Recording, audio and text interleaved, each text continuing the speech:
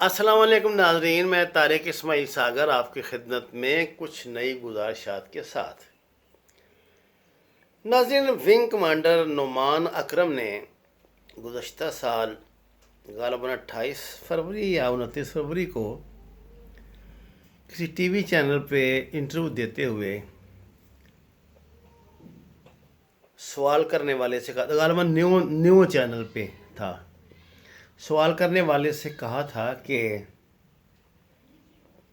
آپ پاکستانیوں کو ہماری طرف سے صرف ایک پیغام دیں کہ آپ نے کسی بات سے پریشان نہیں ہونا، اطمینان کے نہیں سو جاؤ جب تک انشاءاللہ پاکستان ایئر فورس زندہ ہے، موجود ہے۔ پاکستان کے کسی کونے سے دشمن پاکستانیوں پر مداخلت نہیں کر سکتا۔ ہم انشاءاللہ ان کو ایسا سبق سکھائیں گے، اور پاکستان ایئر فورس نے انڈیا کو سبق سکھایا بھی، ساری دنیا جانتی ہے۔ جتنے لوگ پروفیشنل ہیں وہ پاکستان ایئر فورس کی کارکردگی سے بخوبی آگاہ ہیں۔ ناظرین اکرام، ونگ کمانڈر نعمان اکرم آج اسلام آباد میں کے نزدیک شکر پڑیاں پر ان کا F-16 جہاز گرا اور وہ شہید ہو گئے۔ یہ جہاز اصل میں وہ مشق جو 23 مارچ کی مشقیں ہیں ان کا وہ حصہ تھا، تو یہ مشق میں حصہ لے رہے تھے۔ یاد رکھیے، جو ایسے ہوتے ہیں نا، اتنے سفیسٹیکیٹڈ اور جدید ترین سے لیس ہتھیاروں سے لیس یہ جو جہاز ہوتے ہیں، ان میں دشمن کی تباہی کا تو سامان کیا ہی جاتا ہے، لیکن ایک بہت ضروری چیز یہ ہے کہ وہ اپنے پائلٹ کی جان کی حفاظت کا سب سے پہلے اہتمام کرتے ہیں۔ پاکستان کے لیے اس بات میں کوئی شک نہیں، اربوں روپے کا جہاز ہوگا، لیکن جو بندہ اس میں بیٹھا تھا اس کی جان کی قیمت تو خربوں روپے سے بھی زیادہ تھی۔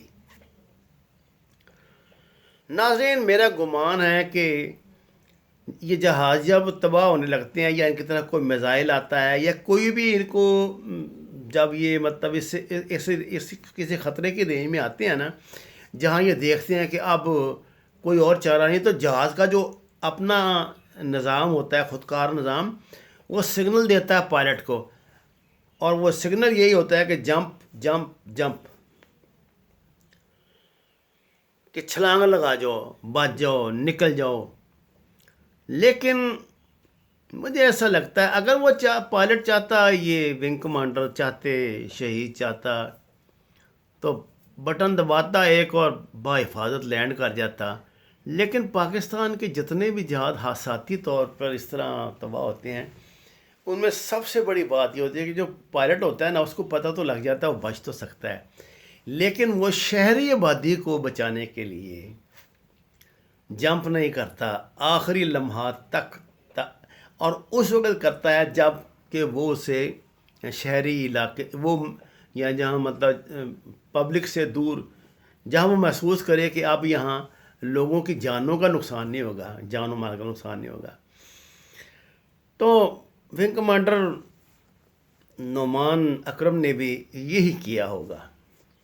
اس نے سوچا ہوگا کہ اگر میں، یہ تو اسلام آباد کا تو آپ کو پتہ ہے ویسے ہی بڑا آباد علاقہ ہے، اور بہت اس میں سرکاری دفاتر ہیں اور پاکستان کے خاصے سینسٹیو مقامات بھی ہیں، تو اس نے کوشش کی ہوگی کہ جہاز کو جتنا دور لے جا سکتا ہے لے جائے، لیکن وہ کہاں تک لے جا سکتا تھا؟